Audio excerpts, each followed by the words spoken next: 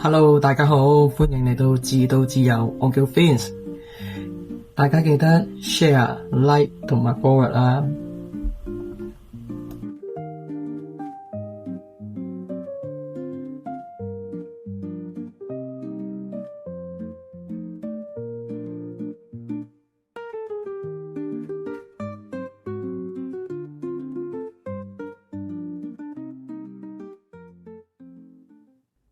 今日想同大家介紹嘅係維多利亞州另一間百年老酒莊 Cephas Wines。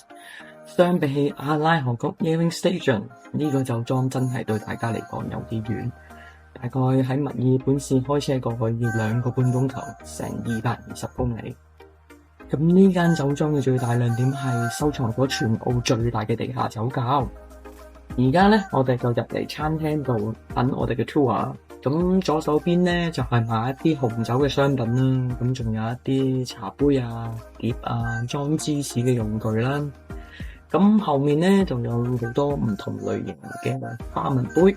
中間呢度係一個餐廳嚟嘅，咁係 for 啲人呢，可以食一啲輕食嘅嘢啦。佢個 menu 唔係好多嘢食嘅啫，其實。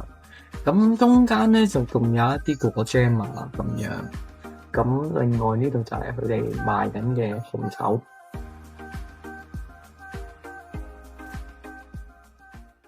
咁我哋訂咗參觀地下酒窖係1點鐘，咁見到呢度有間餐廳，咁試下一啲輕食嘅嘢啦，咁點咗個 pizza 嘅。不過佢仲有一個拼盤就35蚊，咁嗰份量就會比我哋而家食嘅 pizza 大啦。咁我會建議食芝士拼盤啦。OK， 食飽飽，我哋出發參觀呢個地下酒窖。咁導遊呢就會喺呢度啦，介紹翻酒莊嘅歷史啦。咁導遊都講啦，點解會成為咗澳洲最大嘅地下酒窖呢？係因為呢度嘅主人啦，好中意氣泡酒，咁所以之後呢，佢不斷咁樣發展啦，慢慢成為咗呢澳洲最大嘅地下酒窖。呢一種嘅酒桶咧，而家已經冇用，因為咧係用小朋友入去洗嘅，而家已經唔可以再咁樣做。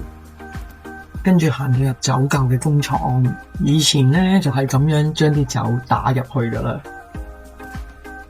工廠嘅另外一邊咧就會見到9個酒樽，原來唔同嘅酒樽大細咧係有唔同嘅代表嘅。F1 嘅話咧就會用第4支啦。尾二個支咧，其實係英女王用嘅。入到地下酒窖咧，就見到好多嘅酒樽。咁導遊梗係唔會講俾我聽邊一啲係有酒啦。據說裏面收藏咗一啲好貴好貴嘅酒，係要一啲貴族咧先有鎖匙去開呢一道門嘅。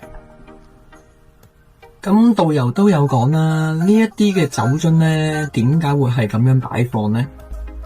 原因係因為以前嘅工人啦，佢哋會由水平線啦，跟住慢慢將嗰啲酒樽咧垂直，然之後咧就再放翻喺左手邊嘅。